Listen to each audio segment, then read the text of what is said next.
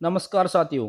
आज हम अपनी इस वीडियो में चर्चा करेंगे जूनियर हाई स्कूल की जो भर्ती शुरू हुई है, जो एडिड जूनियर हाई स्कूल है उनकी भर्ती शुरू हुई है, उसके विज्ञापन के बारे में।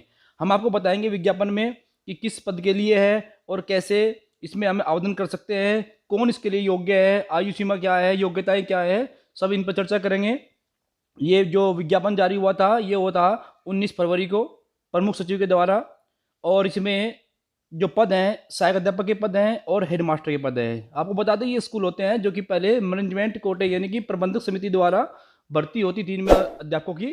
अब इनमें आयोग से या कहिए कि गवर्नमेंट द्वारा इनमें भर्ती की जाएगी। इसमें चर्चा करते हैं कि इसके विज्ञापन में क्या क्या चीज़ें दी हैं। हमने खास खास चीज़ें ली हैं, हमने सभी पूरा विज्ञापन नहीं पढ़ेंगे, सिर्फ जो विशेष बातें हैं वही आपको इसमें बताएंगे वीडियो में।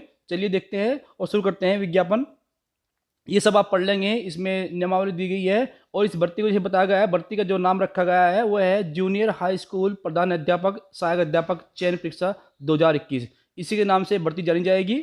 और संस्था इसकी जो है उत्तर प्रदेश मान्यता प्राप्त बेसिक स्कूल की जो नियमावली है 1978, उसके 7वें संशोधन की जो नियमावली है उसके अंतर्गत ये भर्ती की गई है। ये 7वां संशोधन क्या है और नियमावली 1978 क्या है, इसको भी हम इसमें चर्चा करेंगे। आपको इसके बारे में बताएंगे कि इसमें क्या योग्यता निर्धारित की गई है अध्यापक के लिए और क्या इसमें आयु सीमा है, इसको भी हम इस वीडियो में देखेंगे। चलिए देखते हैं, नेक्स्ट पेज पर देखते हैं। ये हमारा नेक्स्ट पेज होगा, इसमें दिया गया है जो माध्यम है आवेदन करने का वो सिर्फ ऑनलाइन ही होगा, यानी कि आप सिर्फ ऑनलाइन ही आवेदन कर पाएंगे, ऑफलाइन आवेदन इसमें स्वीकृत नहीं होंगे। ये भर्ती बात कर रहे हैं हम जूनियर हाई स्कूल यानी एडिड जूनियर हाई स्कूल जो होते हैं जो प्रबंध समिति के अधीन होते थे, अब उनमें जो भर्ती होगी वो सरकार द्वारा की जाएगी। और ये माध्यम इसका ऑनलाइन रहेगा फॉर्म भरने का। और इसके बाद देखते हैं योग्यताएं।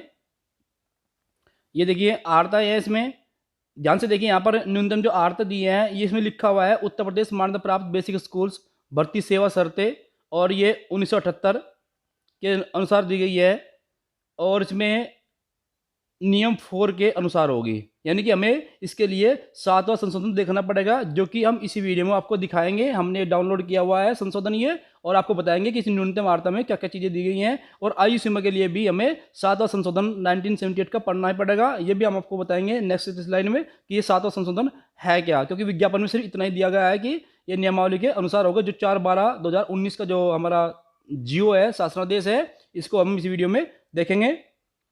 बाकी जो चीज़ें दी गई निवास के बारे में बताया गया है, निवास में कम से कम 5 वर्ष तक वह उत्तर प्रदेश का निवासी रहा हो। ये चीज़ें आप जो है जरूर नोट कर ले। निवास प्रमाण पत्र इसमें आवश्यक होगा, 5 वर्ष का अस्थायी निवास होना चाहिए उत्तर प्रदेश में। ठीक है, इसके बाद में जो परीक्षा होगी वो उसकी संरचना जो बनाई गई है वो निःशुल्क एवं अनिवार्य बाल शिक्षा अधिकार अधिनियम 2009 जूनियर स्कूल हेतु निर्धारित मार्ग के अनुसार बनाई गई है। इसमें भाषा विज्ञान और गणित के प्रश्न होंगे। वो कैसे प्रश्न होंगे, कौन लोग क्या भाषा या कौन सा विषय चुन सकते हैं, इसकी चर्चा भी हम इसी वीडियो में करेंगे। हमारे साथ आप ध्यान से बने रहिए और ध्यान से सुनते रहिए, पूरी जानकारी आपको देंगे। कोई भी प्रश्न शेष बचता है तो आप हमें बाद में मैसेज द्वारा भी पूछ सकते हैं। चलिए देखते हैं नेक्स्ट स्लाइड पर क्या दिया गया है। इसका ये दिया गया है प्रश्नों का प्रकार। प्रश्न हमें किस प्रकार से वहां पर आएंगे, ध्यान से देखिएगा। जो सहायक अध्यापक के पद के लिए चयन हेतु परीक्षा होगी उसमें एक ही पेपर होगा। ठीक है, इसके 2 खंड होंगे। इसमें प्रथम खंड में 50 प्रश्न होंगे सामान्य ज्ञान के, जिसे जीएस बोलते हैं, जनरल स्टडी। 50% सामान्य ज्ञान के होंगे। और जो है इसमें सभी अभ्यर्थियों हेतु होगा, ये सबके लिए है, भले हेडमास्टर के लिए हो सहायक अध्यापक के लिए हो, सभी के लिए 50% अनिवार्य होंगे जो कि सभी करने होंगे। द्वितीय खंड में 100% होंगे, ये संबंधित विषय से संबंधित होंगे, यानी कि जिस विषय से आप अध्यापक है, यानी कि आप जिससे आपने स्नातक किया हुआ है उस विषय से संबंधित होंगे।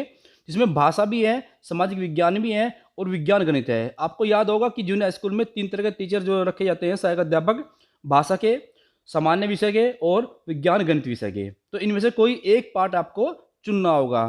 ठीक है, परीक्षा कैसी होगी, परीक्षा हमारी होगी 2.5 घंटे की होगी और ये इसका पूर्णांक होगा 150, यानी कि 150 जो मार्क्स है इसके पूर्णांक में होंगे। प्रश्न भी इसमें 150 होंगे। देख लिया आपने, 50% जो है हमारे सामान्य ज्ञान के होंगे और 100 हमारे जो स्पेसिफिक विषय होगा उसके होंगे, जो जिस विषय से हम जो है परीक्षा देने जा रहे हैं। सभी प्रश्न जो है बहुविकल्पी होंगे, मल्टीपल चॉइस क्वेश्चन होंगे और इसका जो कठिनाई लेवल है ये होगा स्नातक लेवल का। काफ़ी हाई लेवल लिया है, लेकिन फिर भी आप लोग परीक्षा में शामिल होंगे तो पढ़ेंगे तो आसान लगेगा। देखिए किस तरह से है। सबसे जो पहला पेपर है जो सभी के लिए होगा भले हेडमास्टर के लिए हो या सहायक अध्यापक के लिए, 50 MCQs होंगे, जो इनका जो पूर्णांक है 50 ही होगा। इसके बाद 3 तरह के अध्यापक इसमें दिए गए हैं, क, ख और ग। देखिए ध्यान से, पहला है भाषा अध्यापक के लिए। इसमें संस्कृत, हिंदी, अंग्रेजी में से कोई एक आपको चुनना होगा जो कि आपका स्नातक का विषय रहा होगा, उसमें से आप एक चुनेंगे इनमें से। इसके बाद दूसरा है सामाजिक अध्ययन। सामाजिक अध्ययन आप जानते हैं सामाजिक विषय है जिसमें कि अर्थशास्त्र, नागरिक शास्त्र, इतिहास और भूगोल शामिल होते हैं। ये आपका सामाजिक विषय होता है। दूसरा अध्यापक इस तरह के होते हैं। तीसरे होते हैं विज्ञान व गणित। आपको इन तीनों में से क, ख और ग में से कोई एक ही चुनना होगा जिसके आप अध्यापक बनने जा रहे हैं जूनियर हाई स्कूल में। तो आप तैयारी करने के लिए सिर्फ ये है सामान्य ज्ञान तैयार करेंगे। उसके बाद में कोई एक भाषा, अगर भाषा अध्यापक है आप तो सिर्फ का को पढ़ेंगे, या फिर सामाजिक अध्ययन को पढ़ेंगे, या फिर विज्ञान गणित को पढ़ेंगे।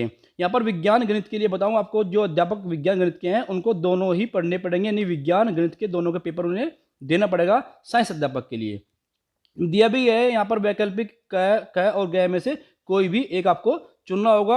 और कुल जो है यहाँ पर देखो 150 क्वेश्चन का जो पेपर आपका दे गया है। इसके अलावा एक खास बताइए कि इसमें जो हेडमास्टर का जो पद है उसके लिए एक पेपर एक्स्ट्रा भी होगा। इन पहले जो पेपर है जिसमें 2 खंड दिए गए हैं, इसके अलावा एक खंड पेपर उनका और भी होगा, जिसमें ध्यान से देखिए क्या दिया गया है। प्रधानाध्यापक पद पर चयन हेतु 2 प्रश्न होंगे। प्रथम प्रश्न पत्र 150 अंक का जो कि सबके लिए कॉमन है, अंकों का वही प्रश्न पत्र होगा जो सहायक अध्यापक हेतु निर्धारित प्रश्न पत्र होगा। उक्त प्रश्न पत्र सहायक अध्यापक, प्रधानाध्यापक दोनों पदों हेतु अनिवार्य होगा। ये तो पहले वाला जरूरी सबके लिए है, क्योंकि सहायक अध्यापक पदों पर चयन हेतु 5 वर्ष सहायक अध्यापक के रूप में अध्यापन अनुभव भी अनिवार्य है।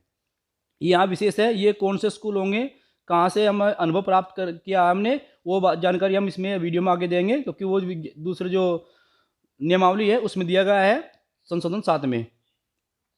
और के रूप में अध्ययन में अनुभव की अनिवार्यता रहेगी इसमें।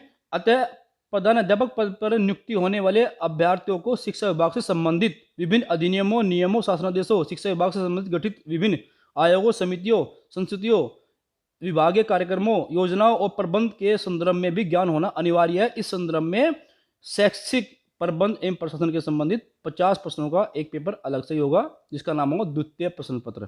पहले में 150 क्वेश्चन होंगे, और जो हेडमास्टर हैं उनके लिए 2 पेपर होंगे। उसमें दूसरे में 50 प्रश्नों का ये दूसरा पेपर होगा शैक्षिक प्रबंधन एवं प्रशासन का।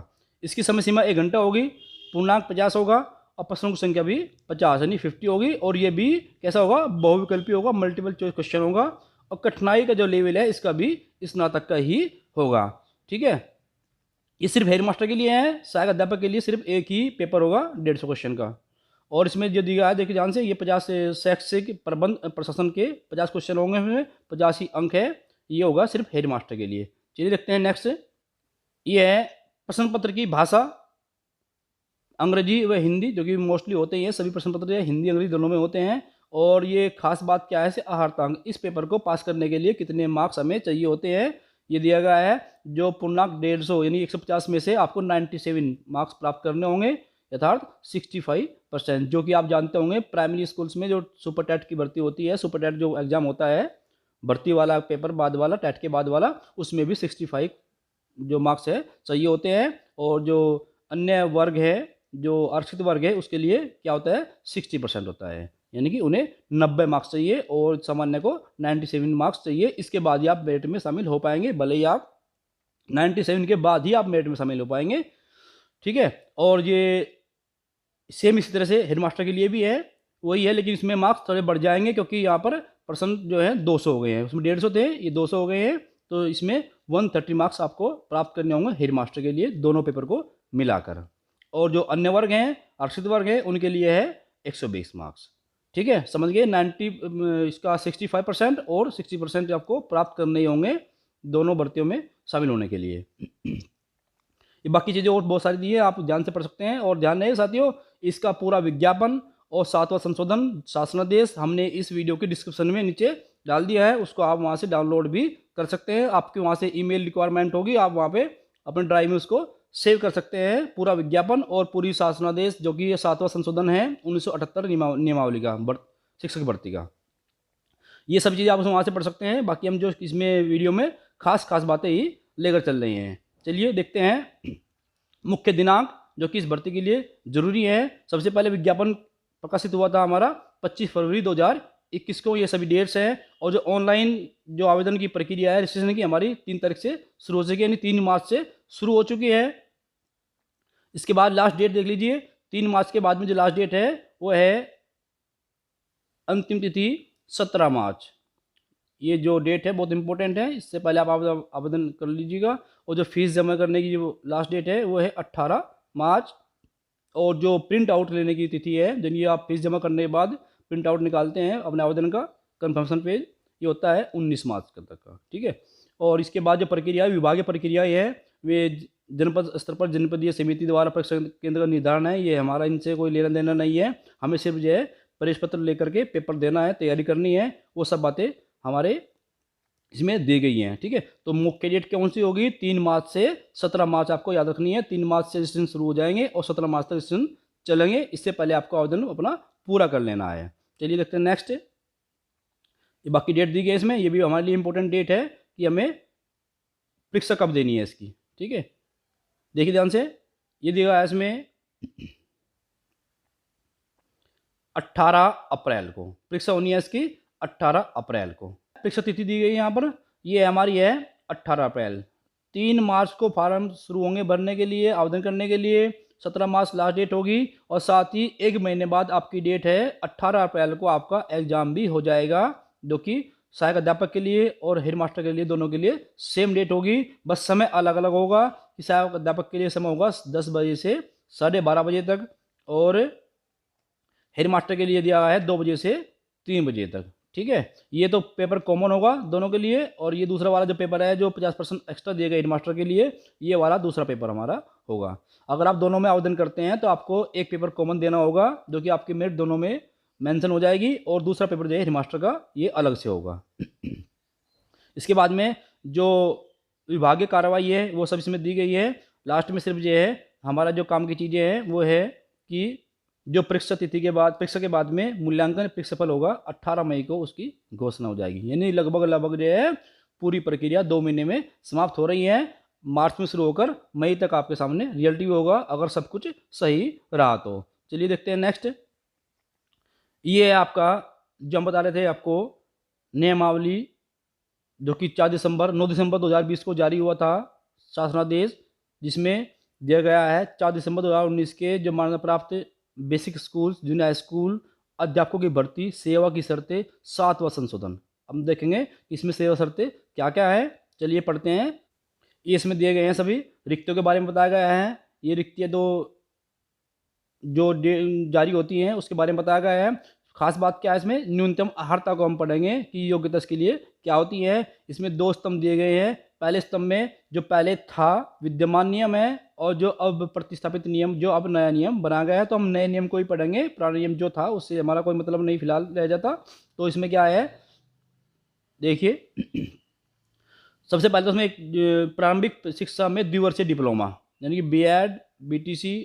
बीटीसी, जिसका नाम अब डीएलएड रखा गया है, वो उसमें कम से कम 50% मार्क्स, ये ध्यान से कर सुन लीजिएगा, 50% अंकों के साथ में बीएड किया हो, या फिर डीएलएड या फिर बीटीसी की हो।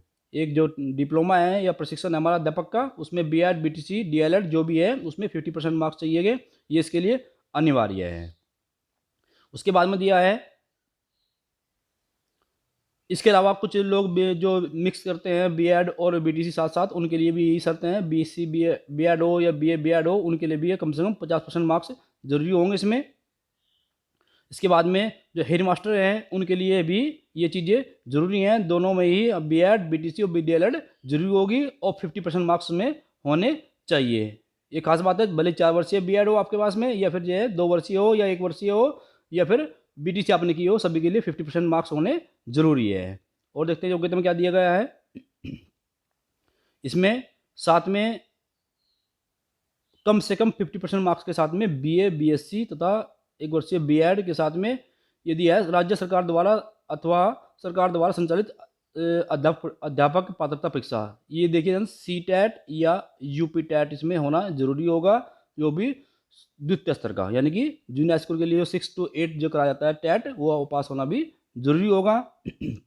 साथ ही बेसिक शिक्षा परिषद के किसी मान्यता प्राप्त जूनियर स्कूल अथवा उच्च बेसिक स्कूल में 5 वर्षीय अध्यापन का अनुभव ये है हेडमास्टर के लिए। ठीक है, ये जो अनुभव है हेडमास्टर के लिए दिया गया है, इसमें कोई भी जूनियर हाई स्कूल का मान्यता प्राप्त हो या फिर प्रसिद्ध विद्यालय हो, उससे आपको 5 वर्ष का अनुभव होना जरूरी है।